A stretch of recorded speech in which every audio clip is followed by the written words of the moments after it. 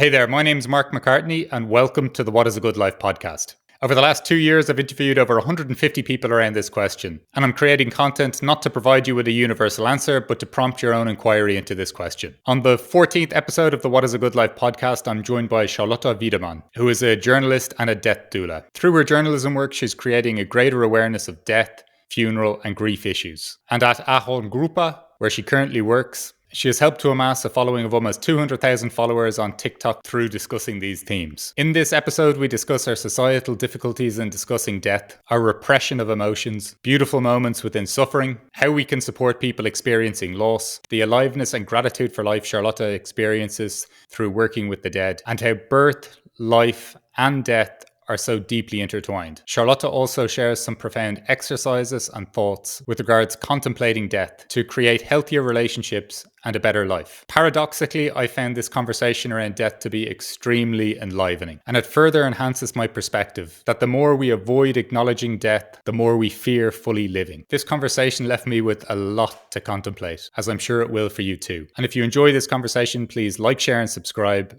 as I greatly appreciate your support at this stage of my podcasting journey. So without further ado, the 14th episode of the What is a Good Life podcast. Charlotte, thank you so much for joining me today on the What is a Good Life podcast. As I've mentioned in our preamble, I've been seeking rigorously someone to talk about the topic of death with in terms of the question of what is a good life. So I'm really excited to have you here with us today. Me too. Thank you for having me. So as I tend to do, Charlotte, I start off with the question of, is there a question that you're trying to answer as you move through life? Well, I would say it's also what is a good life, but it is connected to what is a good death. And to me, both questions are very much related, because I think if you have lived a good life, then chances are pretty high that you will have some good feelings, at least around death.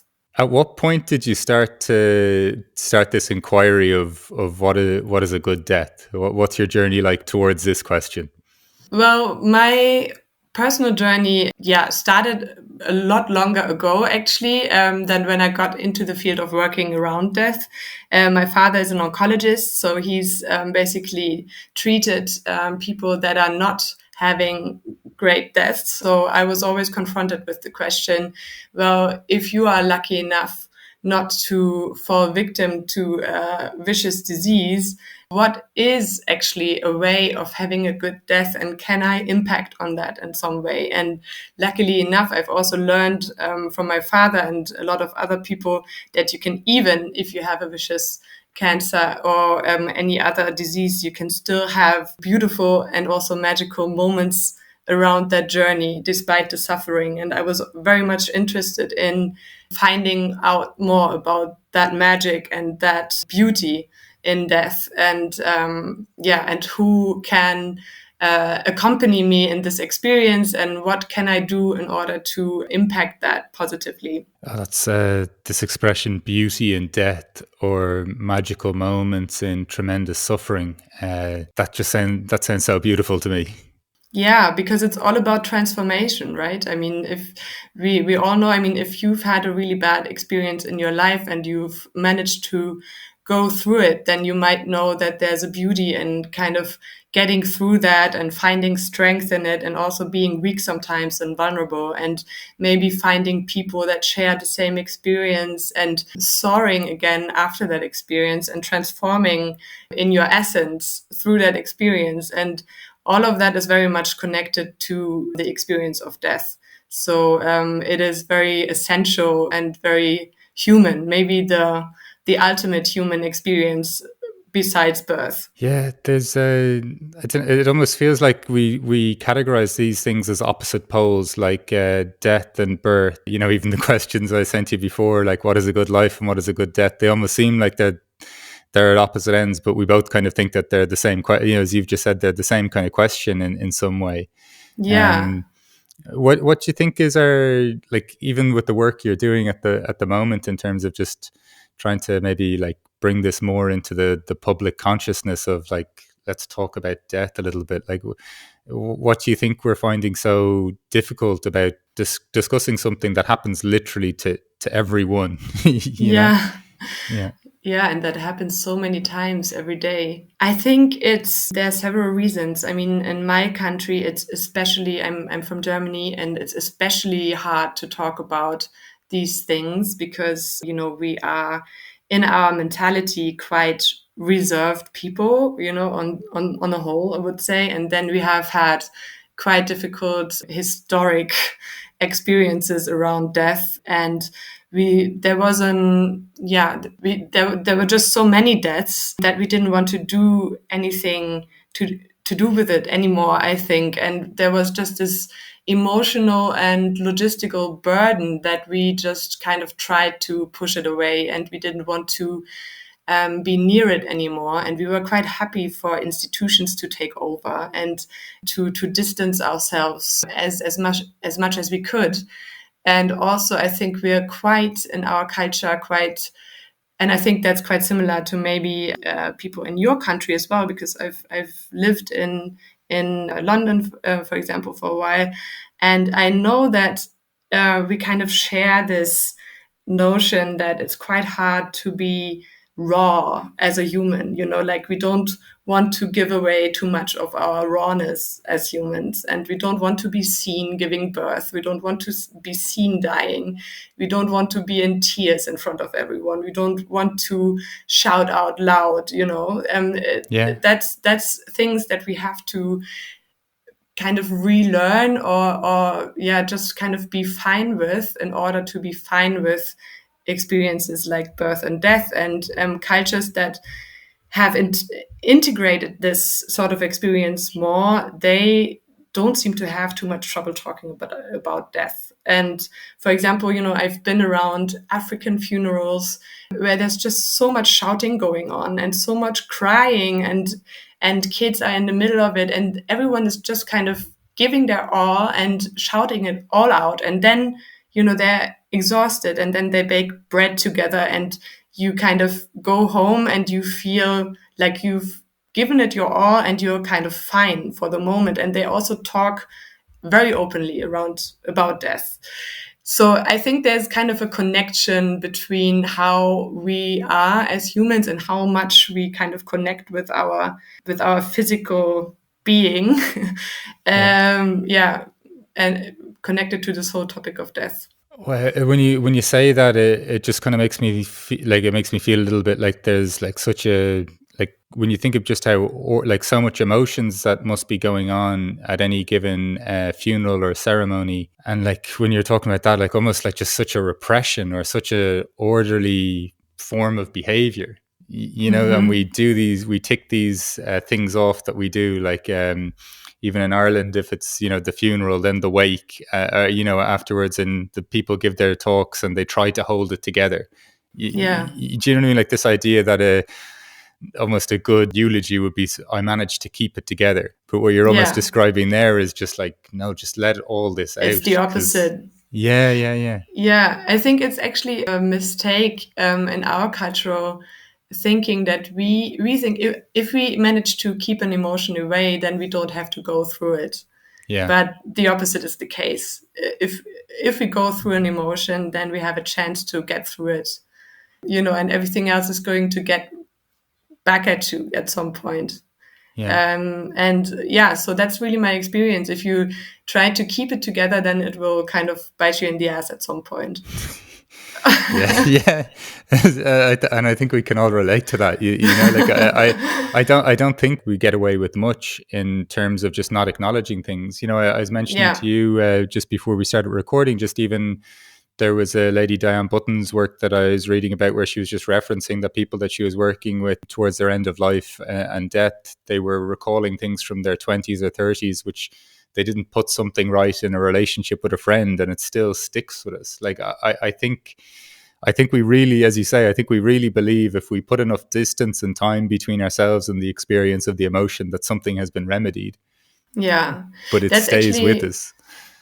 For sure. And that's actually something that I always try to integrate when I work with people around death and that want to kind of get closer to the topic of death and their own death is, there's some very powerful images that you can work with. For example, if you picture yourself on your deathbed, and you think about the people that will be there or that you want to be there, and then you can start asking yourself questions like, okay, so who should be there and why couldn't they be there at this point? What's kind of keeping them from being there at the moment? Or do I have something that keeps me from inviting them? And then you can start working with that basically, and start having those conversations that will get you to a point where you will happily invite them when you're on your deathbed, if you think they should be there. Also, for example, I once did a death meditation with a death doula from LA, and she had a very beautiful ceremony for it, where you basically you had to start by looking at yourself in the mirror and then say goodbye to all the people that you would miss, but you would also say goodbye to your material possessions, but also to your emotions and to your memories. And then you had to write a letter to a person or to the world, basically, like a goodbye letter. And what happened with me was that I was kind of addressing all the people that I love and telling them, all the things that I loved about them, but also things that I regretted. That was kind of a feeling, a very prominent feeling that came up, all the things that I regretted and that I was thankful for. And these feelings actually stuck with me for a week afterwards. And I told people what I had felt, and it really liberated me so much that it was just something that I kept recommending to people to write goodbye letters and to actually start feeling those emotions. So if you actually start thinking your life from the end, then you will actually have a lot more intensity and positive feeling in your present, because then okay, probably looking back, I will have the feeling I lived the moments I was supposed to, and there was no holding back, Yeah. Yeah. That sounds so liberating, though. Yeah, it was. Yeah. Because it's one thing to, when we're talking about maybe people being repressed from saying things, but when you put it through the lens of, could I invite this, like, would this person be at my deathbed?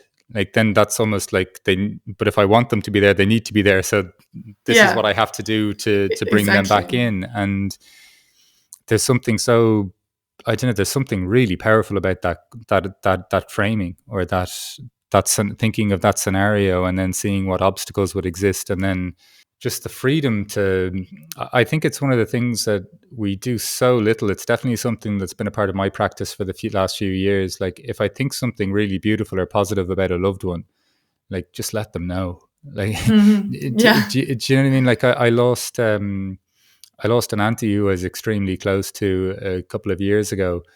And while, of course, I was very sad, one of the things that I enjoyed the most, or certainly enjoyed the most, that sounds a bit strange, but what made the process less painful, I think, is there wasn't a thing that I thought about her that she didn't know. And I must say, like, while I was sad for sure, that brought me immense peace. Like, knowing that she knew exactly what I thought about her. So I think what you're saying there is really, really powerful.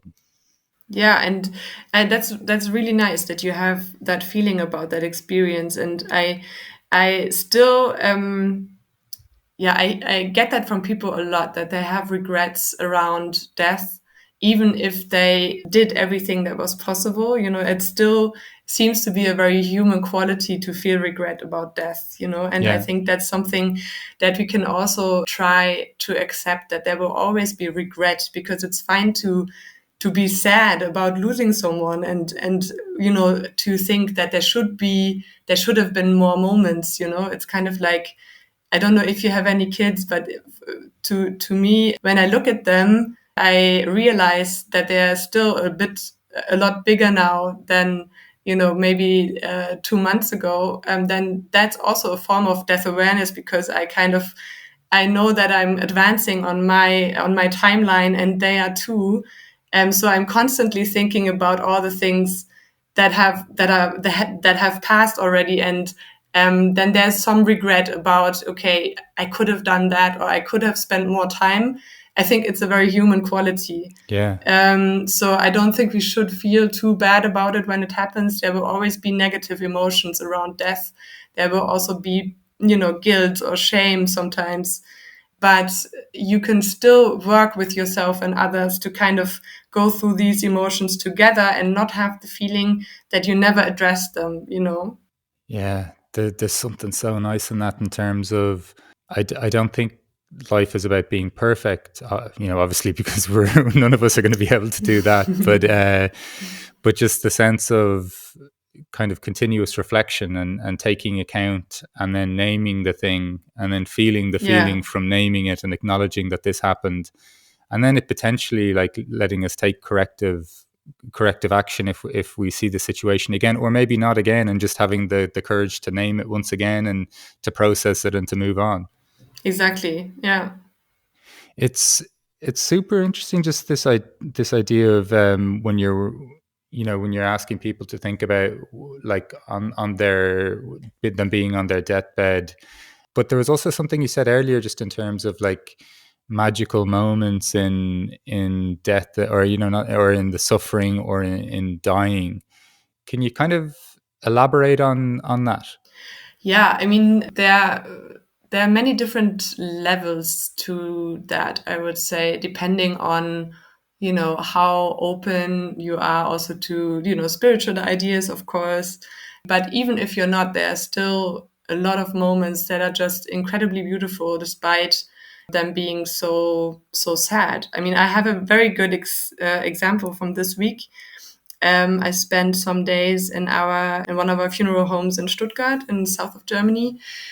And there's a young woman who works with the dead there, and a big part of our work is deathcare. So basically, you prepare the bodies for their funeral. So what you do is you wash the bodies and you clothe them, and you make sure that these people look peaceful and that they have a good last moment, a dignified moment, no matter what their way is afterwards, where they have to go. They go to a crematorium or the graveyard, or they go to be presented in some way in a celebration hall or whatever it may be. You basically spend this time with them, getting them ready and making sure that they have a peaceful last moment. And so she does a lot of that work. And she told me that she had a beautiful moment with a daughter recently whose father committed suicide. And he actually, and this is, a situation that will never come to mind when you think about beautiful situations, having to hold space for a family where the father just committed suicide. And so what he did is he jumped from a house. She was called to kind of take care of the situation, and she's still a very young woman. She's around 20 years old. So she came to the scene, and apparently the father didn't look very good, obviously. And so she did what she could in order to kind of make it a bit more dignified, to kind of, present the body in a different way, together with the police, obviously, because you always have to be with the police in these situations. And then she did what she could, because the daughter wanted to say goodbye to him on the scene, which is an incredibly courageous act, in my opinion. And so she did that, and she actually told the daughter, I took care of it as much as I could, and you can say goodbye now, but I would recommend you not to do it, And the daughter said, no, I want to see him. I have to make sure that it is him, and I have to kind of take it in as a reality. And so she went and said goodbye to her father, and then afterwards she hugged this young woman that's working for us, and she said, "Thank you for making this possible," And so this is actually, in my opinion, a very beautiful and also magical act, that two people can come together and unite around a very painful moment, and kind of, not making it better, because it still is the most horrible thing that can happen to you. So you're not making it better, but you're there, and you're making it possible for her to be there and to kind of endure it with her, And that is something that will hopefully stay with this daughter for the rest of her life, that she listened to her own instinct, and she wanted to do it, so she did. So she was self-determined in a moment of pain, and she will never have to regret that she didn't do that, you know? So that to me is a very beautiful aspect of the work. Yeah, wow, that's there's something incredibly beautiful in that I think you touched on, in terms of how we view death and sometimes how we even talk about death. Like, it's not in that, look, the thing that we're all going to be most sad about is the person that's leaving, right? Like, and whatever relationship dynamics were at play, maybe things could be heightened, or there could be a little more peace in terms of that, but nobody's ever going to do something to bring them back, right? Yeah. But there's these amazing so the idea that nobody can really fix it, right? Like, Exactly. you know, but there are things, but when you realize that's the present reality of the situation, what can we do around that? Yeah. That makes this experience one that is open to beautiful moments, like an embrace between two people that didn't know each other, and now the lady that's working for you will have a profound effect on this lady's life as well going forward. Yeah. There's something really, I don't know, there's something really, I don't know, I feel something very deeply about just what you said there in terms of how we view death or how we frame death. Like, yeah. And it's also, I think, a big misconception that, for example, if you have someone who is grieving around you, a close friend perhaps, people always think they have to make it better. They have to say something, you know, that one thing that makes it all go away, you know, and then because they're so inhibited around it, they don't call, you know, because they can't think of something to make it better. So they rather not call, you know, and really what this person needs is just for you to be there and to just be silent with them, or you know, or cry with them, or whatever, you know, and not do anything at all, just give them the feeling they're not alone.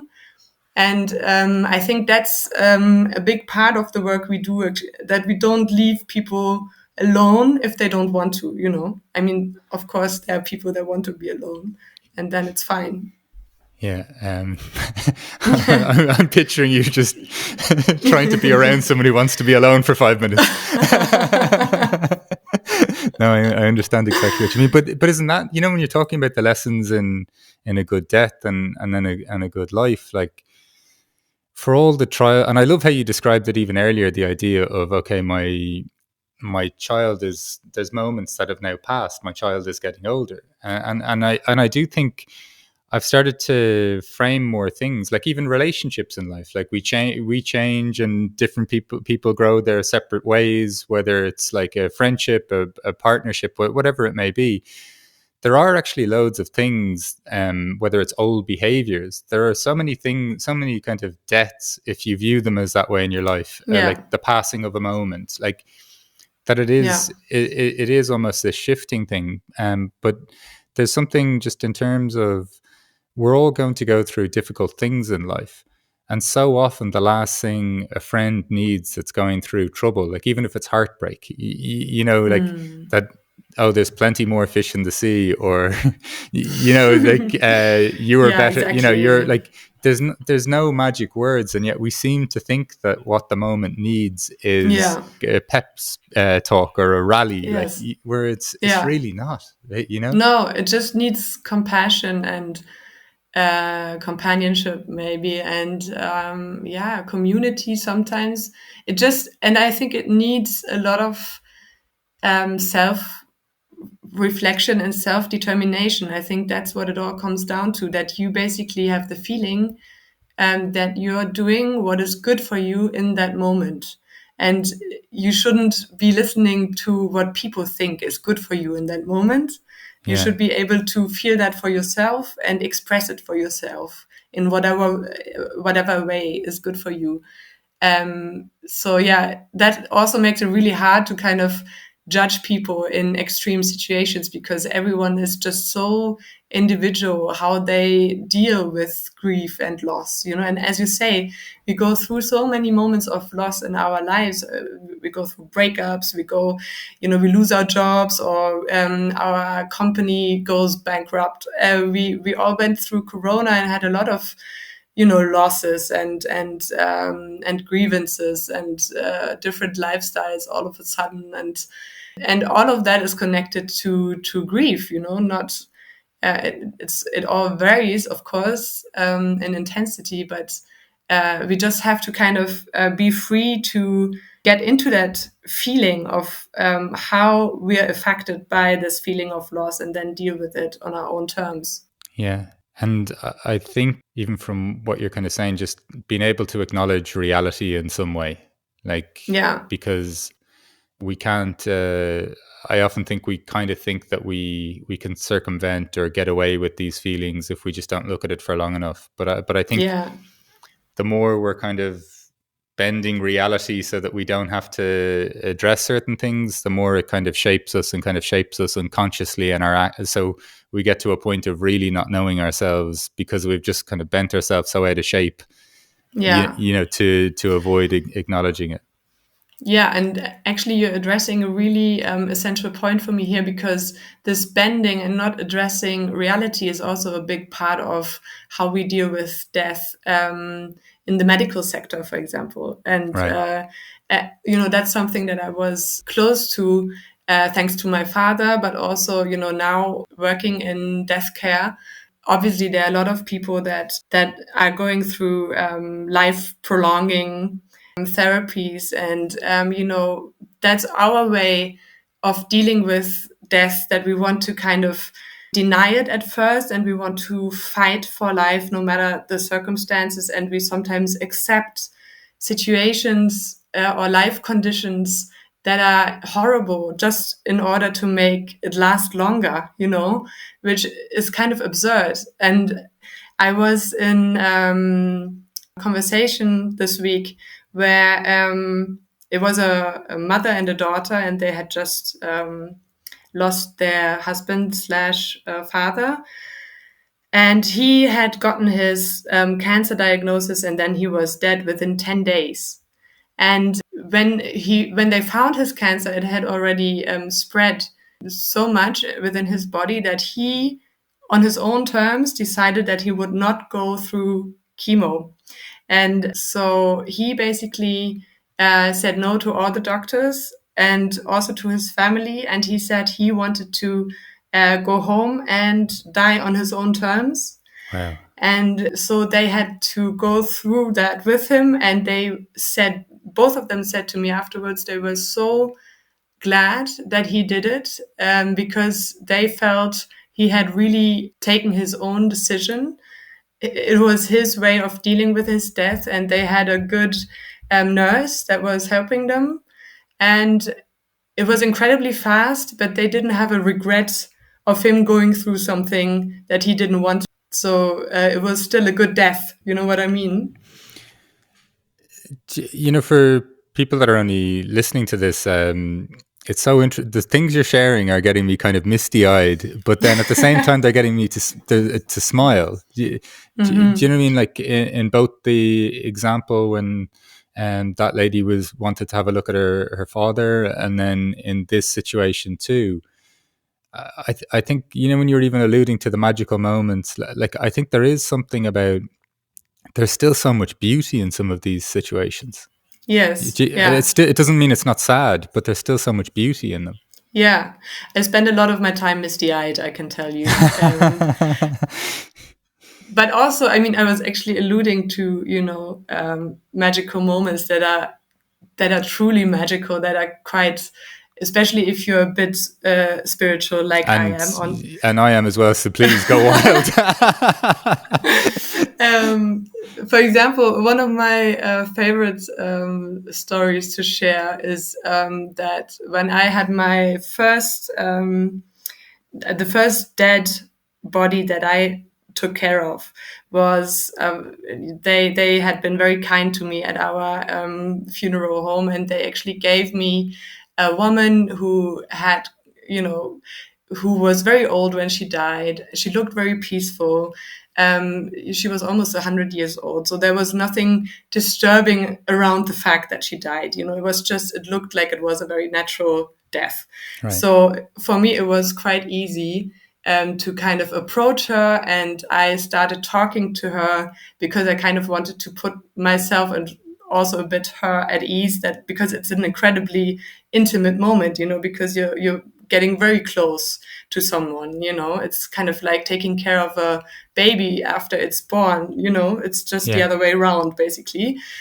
And so she lay there on on this table, and she had do you call it defibrillator?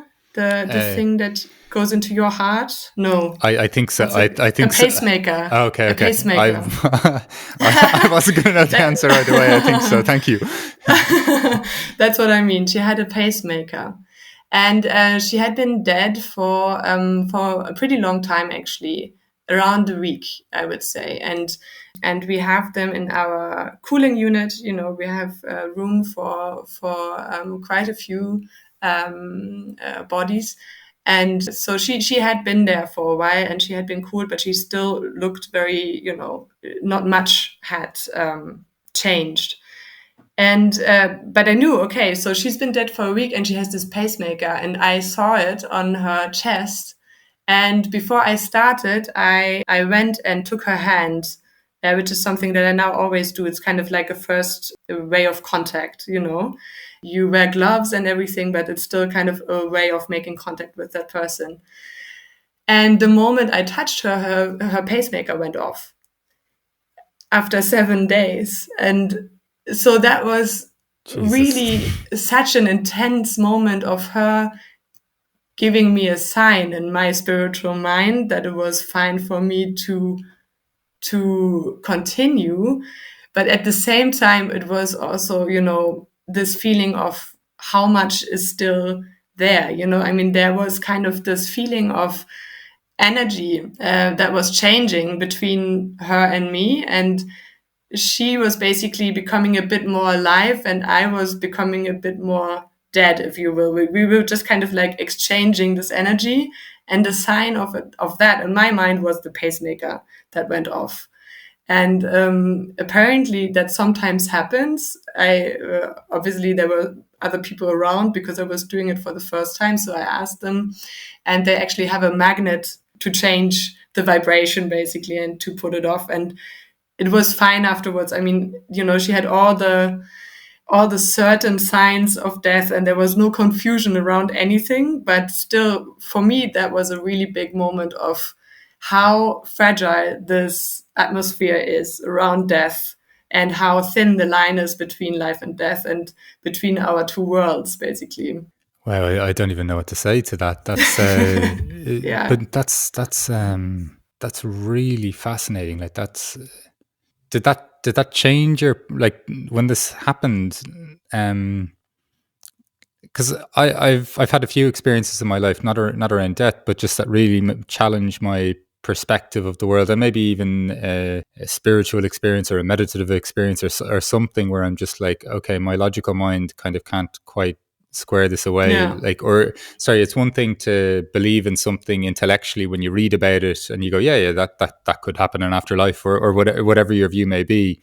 But it's another thing to have an experience where I'm like, oh God, what if all the things that I'm reading are true? Do you understand what I'm saying? So, like, totally. in that moment, does something in you shift, or are you calm, or what? Like, or even afterwards, how did you process that? It was actually more a way for me to confirm a feeling that I had before, that because the moment when I really went into death care was just after giving birth, strangely enough, but also not so strangely, because for me, the experience of giving birth was very, closely connected to death, because, as a woman, it's a very existential experience, and the possibility of death is sometimes in the room with you, and you're kind of thinking about the possibility of your kid dying and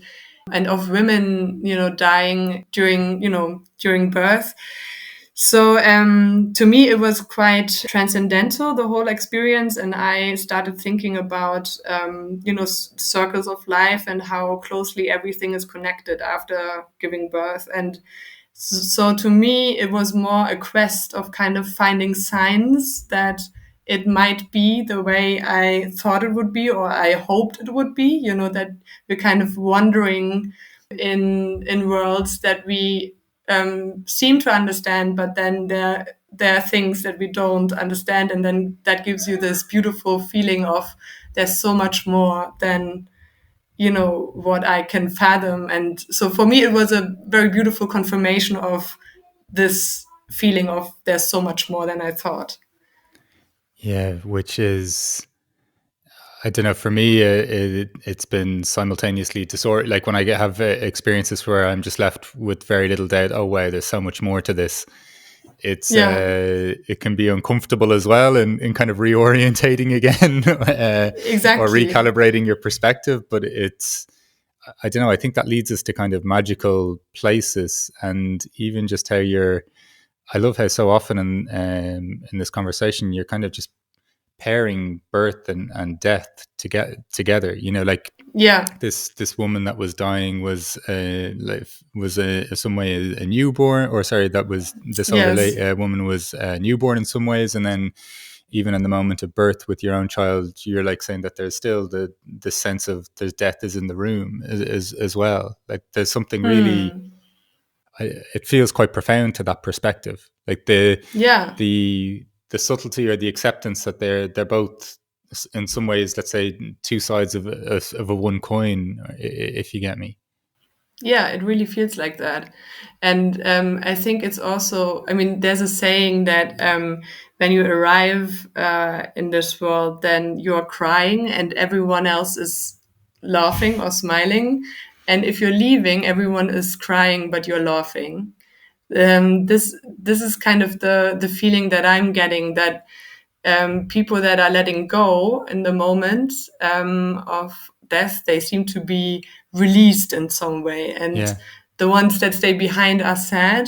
So it can be quite encouraging to know that there might be something, that there is something happening that makes you smile while you leave, no matter how far that goes. In terms of, I know you mentioned you first started kind of having a curiosity for the like the process of death when you'd hear about your father's patience and experiences, and then you've kind of mentioned there just this was the first body or woman that you were treating, like, and there were people around, and this experience with the pacemaker happened.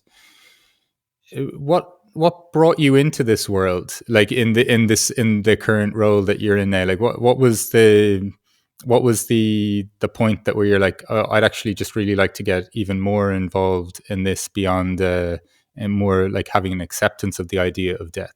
To me, it really was birth, because I was really inspired by this very physical and spiritual world of existential human experience.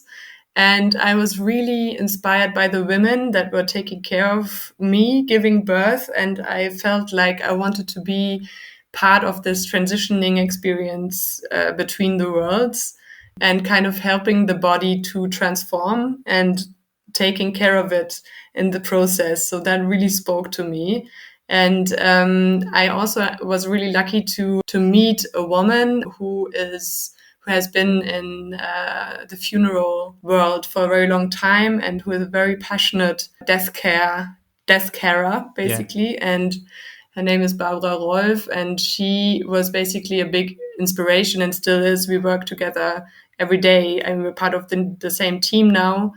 But she inspired me at the beginning that it could be something that is simultaneously very physical and very meta level, and all the things in between, taking care of a dead person and kind of reflecting your own mortality as you do. Yeah, because this is kind of the core of the experience that after taking care of a dead body, you walk into life quite differently. You feel incredibly alive and, birds are singing more loudly and, everything is more intense in a way because you're just so grateful that you're still there, even though, death itself doesn't have to be something very bad, but still we don't know what will come. So you exit the room with this notion of making most of what you still have, in this world. So yeah. So it's like the way sometimes in life we say, "Oh, that would really make you think," or "That would give you a different perspective." Even if you hear something quite even tragic happening in somebody else's thing, or you read something in the paper, but you're almost kind of saying there that this constant or continuous engagement with death then also brings this. It seems like a real kind of a continuous engagement with aliveness. Then, like the birds sound louder, like the experience. Yeah. There's more even gratitude or an appreciation for the experience of aliveness. Yeah, I think everyone should do it. I mean, even if it's just once. Yeah. There are Buddhist monks that kind of do their daily meditation over a dead body. You don't have to do that every day, but I think just just doing it once in your life is incredibly valuable because it's like your body understands that it will die at some point. Yeah. So you just integrate that knowledge on a different level. You can talk about it, you can think about it, but the moment you touch, your first cold foot, basically, you just integrate that knowledge and you look at life differently afterwards. Well, that's quite an amazing practice, isn't it? The idea of touching a cold foot, and then this thing shift from a practice, or in almost like an intellectual level to a very strong experiential sense at that point. Yeah, I mean, you will never look at your own foot in the same way because maybe you will, but for a certain while, you will just think about, how this will happen to you and how amazing it is that you're still here. Yeah. Just in terms then, I know you're talking about like some of the work you're doing working on bodies, then also this sense of what you're trying to achieve with the company you're at in terms of kind of bringing the conversation of death more into the general consciousness of society. Where did that transition come from in terms of, okay, this is the work that I'm doing with bodies, and now this is the message we'd like to get out there, or when did that kind of thread emerge for you? It's something that kind of developed very naturally in a parallel manner. I have always been a journalist. I've always been a communicative person. So I always want to kind of express what I'm doing and get people's reactions and be in a dialogue. Yeah. So it just kind of started in that very same moment because my first job in the sector was to write a blog about mortality and how to understand what funeral you want for yourself. That was my first paid job basically in the death sector. So it started very natural to just kind of share all the thoughts that I had with the world. And then I transitioned into this communication team of Germany's biggest funeral company. So my job is to communicate this topic based on the work that we do every day, basically, and to get people to think about their own mortality and funeral. That's basically what I want and what I do and what motivates me. So I started experimenting because at first it was always the same few hundred people that were reading the blog. So I was quite interested to see, okay, what do I have to do in order to get people out of their avoidance, basically. And a few formats have been very successful, like a TikTok channel that we do around death education. And it's very gratifying to be discussing these topics with young people and sometimes also their parents on the channel. But we've also, for example, we've done a magazine with a big German economic magazine where we are sharing for the first time ever, I would say, numbers of the funeral business in Germany, which was always very intransparent. So I'm just trying to find different levels of transparency and sharing the knowledge that we have in order for people to make better decisions, basically, around their end of life. Yeah, this is. I think this is so helpful to people. Even just from the point of view of, I especially even during the course of this conversation, I just love how you're. I don't know the perspective, like, or almost the how much you're able to hold in view with just this one topic, which generally is kind of painted as this dark and negative and there's something that people avoid and there can only be tragedy seen within it. I just love the way you kind of engage with this or frame this as well in terms of the I know you're alluding to earlier even the question of who would you like to be at your deathbed if you're thinking about that, just in your experience of working with people that are close to the end of life or close to dying, when you think of the question of what is a good death, what are the elements that come to mind for you? I think, we can't really impact on the way we die, unfortunately. Many of us can't. You can, of course, if you have a diagnosis and you impact on the way you deal with your diagnosis, or if you're very old and you stop eating, there are ways of impacting on the way you die. But for a lot of us, there aren't. And so we have to try to impact on our life in order to have a good death. Yes.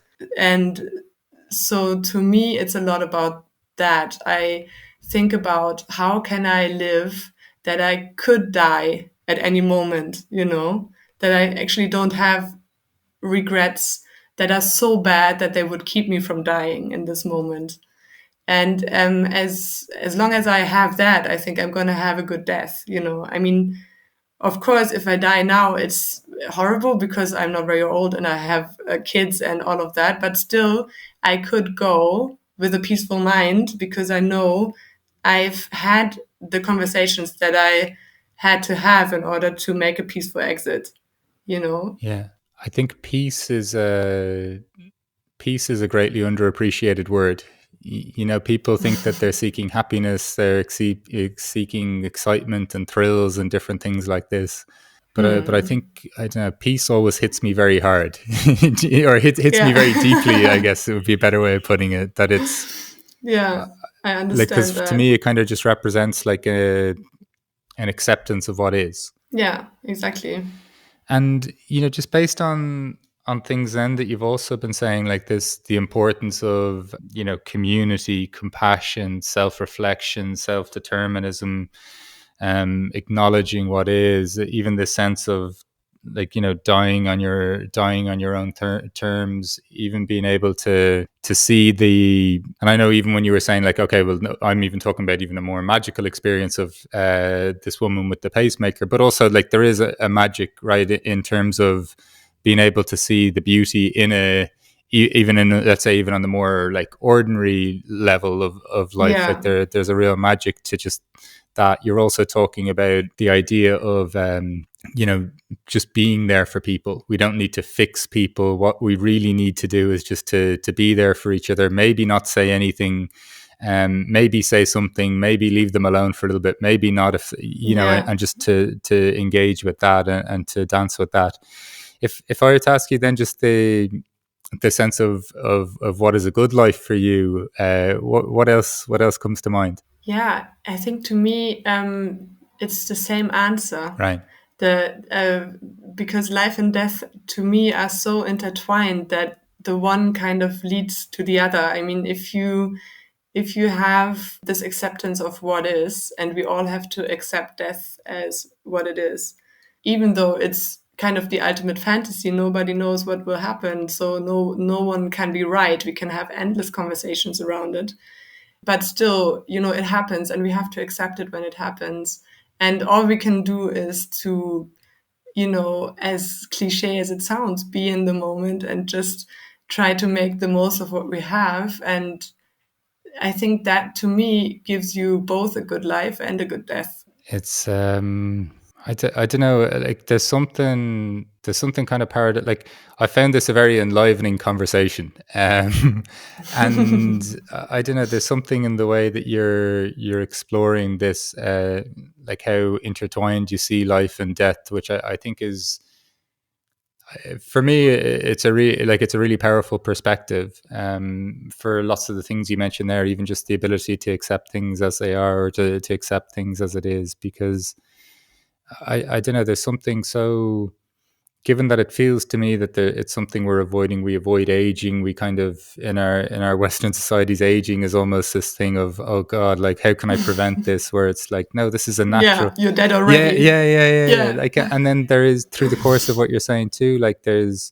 I don't know, I just really, even, I think you're kind of capturing a sense of, even in some of the stories you shared, of this like profound sadness and connection and joy and kind of wonderful human connection within some of these moments as well. So this, I don't know, this was a very illuminating conversation for me, just in terms of how I look at death and how I perceive this. So, Charlotte, thank you so much for joining us here on the What is a Good Life podcast today. I think you've left me with a lot to consider, to be perfectly honest. I'm happy to hear that. Yeah. Well, it was a great conversation for me as well. Thank you. Wonderful. Well, hopefully our paths shall cross again. But once again, thank you so much for that. That's left me with a lot to think about, as I say. Cheers.